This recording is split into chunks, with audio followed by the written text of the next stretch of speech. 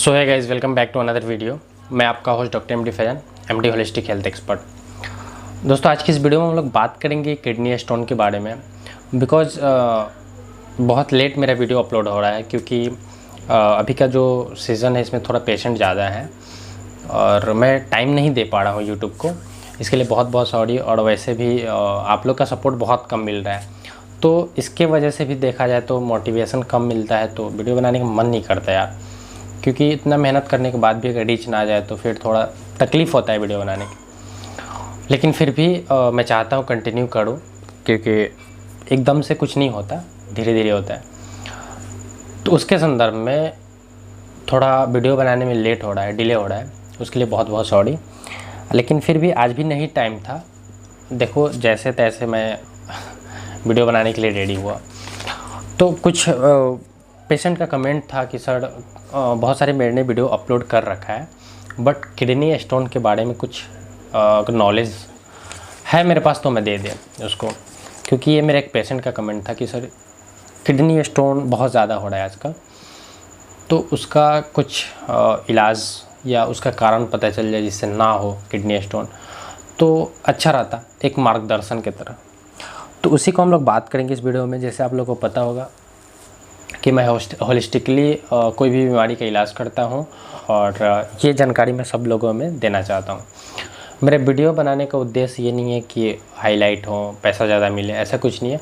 बस एक as a knowledge के लिए कि मेरे पास जो भी नॉलेज है मैं दूसरे तक पहुंचा सकूं, इसके वजह से मैं वीडियो बनाता हूं। खैर, जो है वो है। हम लोग आगे बढ़ते हैं वीडियो के। तो किडनी स्टोन के बारे में हम लोग बात करेंगे। किडनी स्टोन क्या है? जैसे आपको पता है किडनी में एक छोटा सा क्रिस्टल हो जाता है, पत्थर टाइप का, जिसको हम लोग स्टोन बोलते हैं। तो किडनी स्टोन हो गया।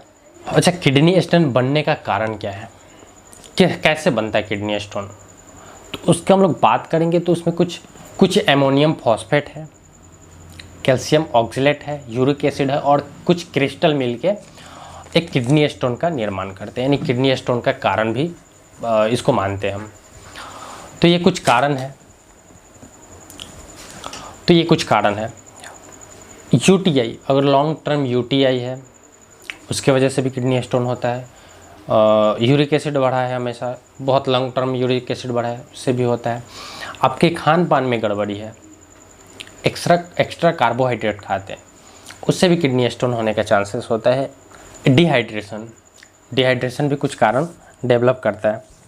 और कुछ जेनेटिक्स होता है, जैसे दादा पापा या जेनेटिक्स में जो भी जिसको भी है, तो जेनेटिक्स भी ये होने का चांसेस बढ़ता है। जिसको जेनेटिक है, सदियों से चलते आ रहा है, उनमें ये होने का चांस बढ़ जाता है। और देखा जाए तो लेस इंटेक लिक्विड हो या वाटर हो, यानी बहुत कम पानी पीना या कोई लिक्विड लेना, जिसके कारण से डिहाइड्रेशन होता है। और डिहाइड्रेशन से स्टोन बनने का बहुत चांसेस होता है, क्योंकि जो भी क्रिस्टल बनते हैं वो पेशाब के रास्ते आपके बाहर आ जाते हैं।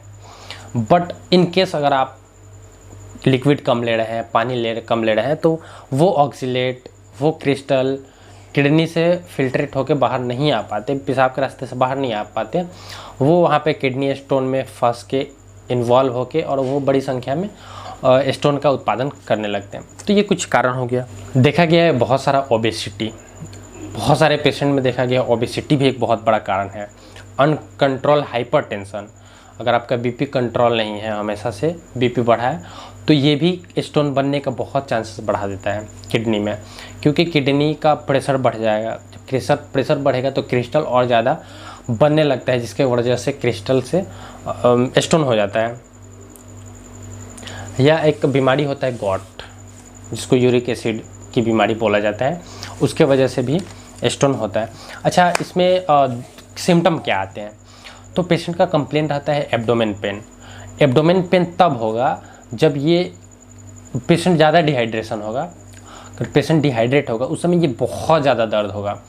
जैसे पानी वानी चढ़ाने के बाद पेशेंट रिलीफ आ जाते हैं, तो अगर हाइड्रेशन मेंटेन कर दिया जाए तो ये रिलीफ हो जाता है इससे। लेकिन अगर डिहाइड्रेट पेशेंट है, या तो गर्मी का मौसम हो गया, ये बहुत ज़्यादा काम किया, वहाँ पे पसीना ज़्यादा निकला, डिहाइड्रेट है, तो दर्द होने का चांसेस बढ़ जाता है।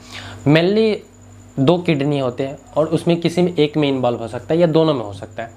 अगर कोई एक इन्वॉल्व है तो उस साइड, जैसे राइट साइड का किडनी इन्वॉल्व है तो राइट साइड किडनी की तरफ से ले जाके और पीछे की तरफ दर्द होगा, यानी आगे सामने से लेके और पीछे तक दर्द होगा। ये किडनी के इन्वॉल्व करता है।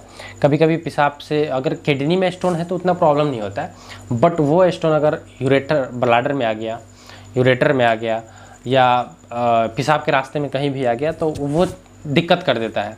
लाइक ब्लड आने लगता है, पेशाब रुक रुक के आता है, सीवियर पेन होता है, तो ये चीज़ करा सकता है। वहाँ पे ब्लीडिंग का भी हाई रिस्क हो जाता है, किडनी फेलियर का चांस बढ़ जाता है, किडनी पे ओवरलोड हो जाता है, पानी का रिटेंशन रुक जाता है, तो इससे बहुत डेंजरस हो सकता है ये चीज़ अगर पेशाब के रास्ते में हो तब, यानी यूरेटर ब्लैडर में हो, ब्लैडर के रास्ते में हो तब। ब्लैडर में होगा तो कोई प्रॉब्लम नहीं है, किडनी में भी है तो कोई प्रॉब्लम नहीं है, लेकिन यूरेथ्रा में है तो प्रॉब्लम हो सकता है।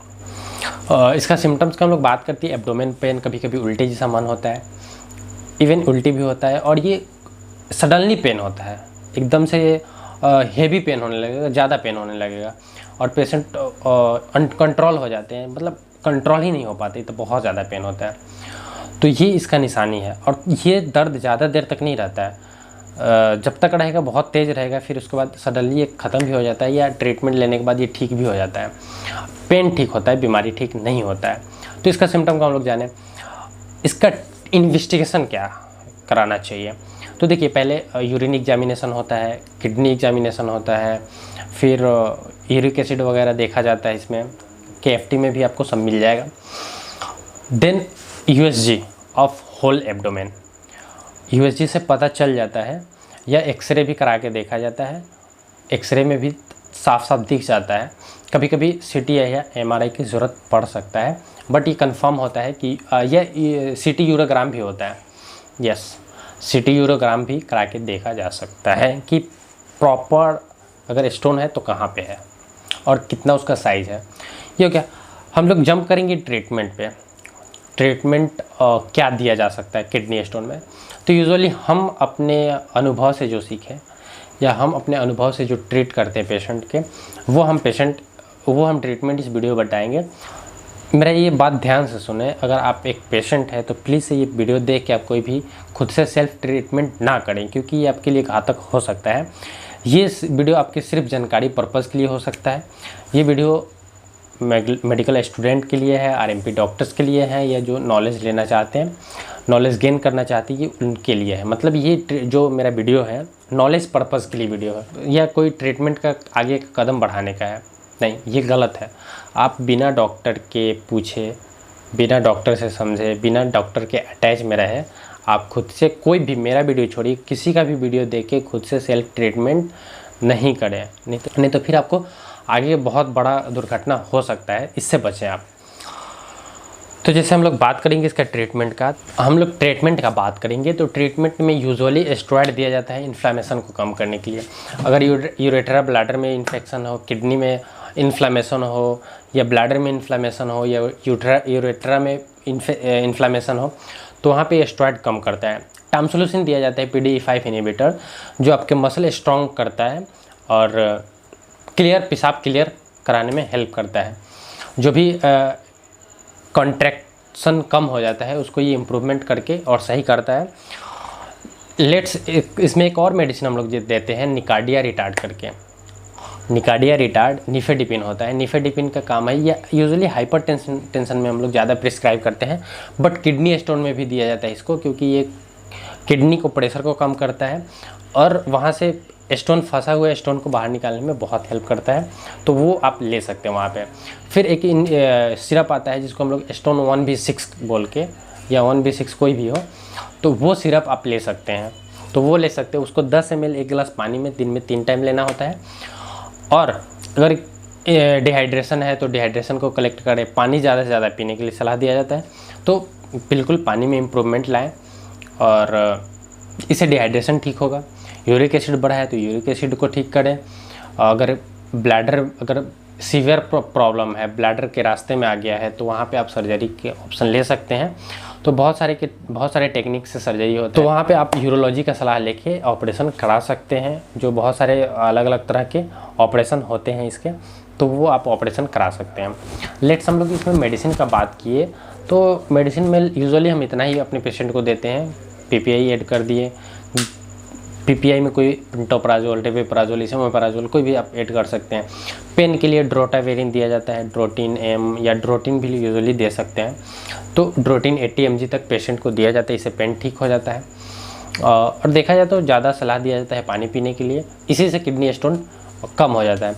और टहलने के लिए ज़्यादा बोला जाता है, कार्ब्स कम कार्ब्स लें, कार्ब्स का तो यूजुअली आप अपने डॉक्टर से मिल के डाइट चार्ट बनवा लें, ट्रीटमेंट चार्ट बनवा लें और उसको फॉलो करें, देन किडनी स्टोन आपका ठीक हो सकता है। दोबारा ना होने के लिए, प्रिवेंशन के लिए आप अपने डॉक्टर से पूछें।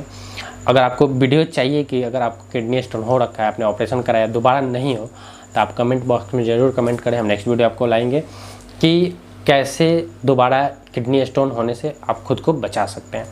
सो आई होप आपको वीडियो अच्छा लगा, क्योंकि मैं एज ए डॉक्टर मैं खुद वीडियो बनाया तो आज मेरे को खुद ही वीडियो अच्छा नहीं लगा, क्योंकि मैं बहुत जल्दी में वीडियो बना रहा हूँ, क्योंकि मेरे पास टाइम बहुत कम है और भी बहुत कुछ काम है, इसलिए सॉरी, ये वीडियो झेल लेना। नेक्स्ट जो वीडियो आएगा वो आई थिंक इससे अच्छे वीडियो और इसमें इम्प्रूवमेंट लेके मैं आऊँगा।